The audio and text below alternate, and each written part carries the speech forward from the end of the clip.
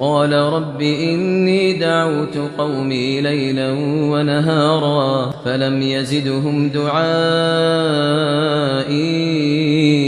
إلا فرارا وإني كلما دعوتهم لتغفر لهم جعلوا أصابعهم في آذانهم واستغشوا ثيابهم وأصروا واستكبروا استكبارا ثم إني دعوتهم جهارا ثم إني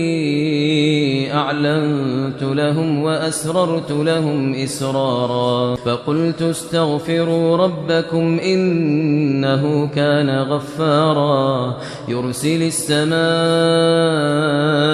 عليكم مدرارا ويمددكم